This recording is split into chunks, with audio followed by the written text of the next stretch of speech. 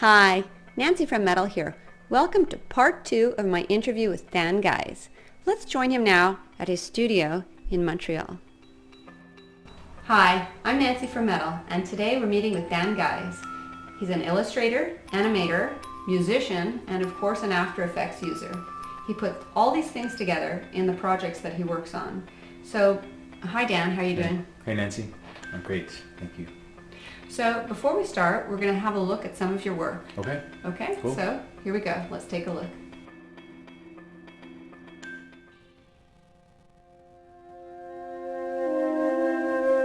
The character you see here was created using a number of techniques, both basic and advanced. I wanted to share these techniques with you for beginner users, intermediate users, and advanced users to help give you an idea what After Effects is capable of and how you might be able to apply these techniques to your own creations to bring them to life. Probably the biggest difference between this particular puppet and any other puppet I've made in After Effects is the ability to have a three-dimensional head. I was introduced to Freeform Pro earlier this year, and it has completely changed the way I build characters' heads.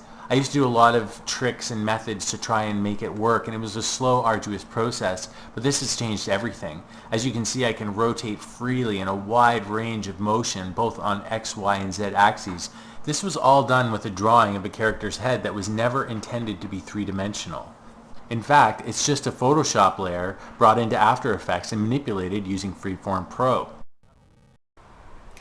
So Dan, that's quite an extensive tutorial set that you put together there. So what was the reason behind your doing this? Well, the main reason that I decided to do these tutorials is mostly because I couldn't find anything like that online when I was trying to learn how to do this. So when we were working on the nano video, it was the first project I did that was really puppet driven with such a long piece. And it took a lot of practice, and it took many different methods and so much research to find the ways to make those puppets actually work, and also a lot of personal discoveries just by learning what would work and what wouldn't work. So you did that series though in After Effects. Yes. And you had done some work in 3D before, some puppet animation, but what led you to do it in After Effects? Well, one of the main problems I used to run into is when I used 3D applications is I don't work to a strict grid of how we make the films. I've worked on a number of films with the NFB and art films and the nano film and the carbon dioxide film. I have a lot more open freedom to just take the film where it needs to go. So it tells the story, and the characters do what they need to do, and they act the way they need to act. And also, I haven't been doing character animation for 25 years. I don't have it fine-tuned. I'm experimenting and exploring as I animate the character. Okay. One of the problems with the 3D pipeline is that not only do I have to build all the puppets, design them, and do all the texturing, I have to light them very specifically. Once I do all of that stuff and I animate the character, I have to build this all in many, many, many, many layers. And each of these layers have to be rendered out. And each render pass, it's like you have lighting passes, shadow passes, ambient passes, you have shine passes. There's tons and tons of layers that have to be dealt with. And if one thing changes in that scene, if I decide, you know what, I want the character to walk a little bit slower, I'm not really liking the timing of this, I have to re-render every single one of those pieces. I have to plan this so exactly on how that scene is going to play before I do a single thing. And if I don't plan it exactly, nothing's going to line up, and I'm going to spend more time fixing it later. But what that does is that takes all the spontaneity out of the creative process. Like, I can no longer just decide that I'm trying, when I'm animating right now and making a scene, I'm feeling it, and I'm making it how it feels right. I'm lighting it interactively with After Effects. So could you tell me concisely the step-by-step process that you use when you're doing character animation? Sure. So for the first thing that I have to do is I have to design the character. Okay. And a lot of the times when I work with a client, they want me to come up with some kind of a character, and I have to present several different options to them of what they think is the best. So what I usually do is I draw a lot of people from life. I just at the train stops, when I'm on the bus, when I'm on the train, everything. I just draw people all the time. I draw their faces and What, in hiding you yeah, hide? I hide, and sometimes I get caught drawing them, and And they think, what's this guy doing? I think I've mastered the technique of like drawing and then looking away and just sort of remembering what I saw and keep going and then look back. So I'm always doing it incognito.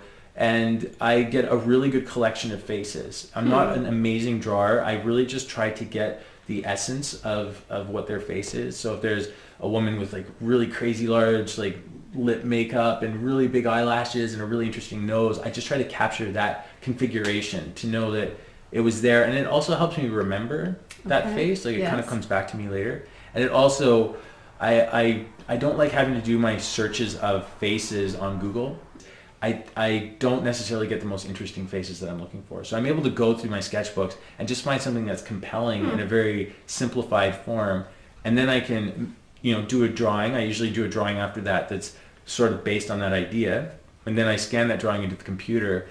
And then based on the ideas illustrated in the tutorials, I'm able to build a puppet because I know what I need my puppet to do. Okay. Like if my puppet's going to be facing the camera or if they're going to be walking all the time, depending on the film, I might have 1 or 2 puppets, but I know what I'm going to do with them, so then I start creating them. So you only have to do 1 or 2, you're not doing like a whole sequence of puppets. I've done like, Nano was done with 1 puppet. Really?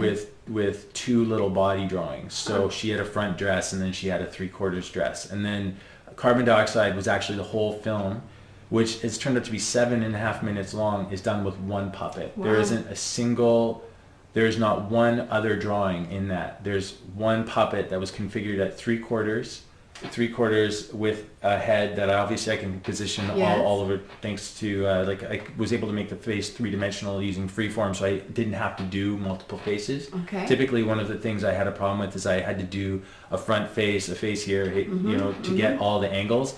And this way I didn't have to do that. I could actually, which saved me a ton of time because I'm not great at redrawing faces. Okay. And so, 1 puppet for the whole thing. And for the body, how many parts for the body? So with the body, just any joint that has to be articulated. So an arm, in After Effects, the really great thing is there's the puppet tool. So you can do soft deformations of surfaces. So I don't even need to do elbows anymore. So I just do 1 arm with a hand that's attached. But again, it depends on what the puppet's going to do. I just finished another film, Country of Wolves, and those puppets didn't need articulated hands because they wore mitts. So I didn't really need to worry about hands that much, and they were more simplified faces. So they're just really flat, but stylistically it really suited. So it really depends on what you're planning on doing with the puppet. So there has to be some planning, but it's after I have the puppet made, it's a free-for-all based on the limitations of what that little thing can do. That's great. Yeah. Well, I'm really glad that you met with me today, Dan. It was very interesting to hear all your different secrets and the method to your madness, so to speak. And we look forward to more of your work. Cool. Thank you. Thank you for having me. Okay. So that concludes part 2 of my interview with Dan Guys. We hear that congratulations are in order for Dan. Since I met with him, he's won top prize in the prestigious Made with After Effects contest for his video entitled Carbon Capture Part 1. Thanks for watching today, and I'll see you soon.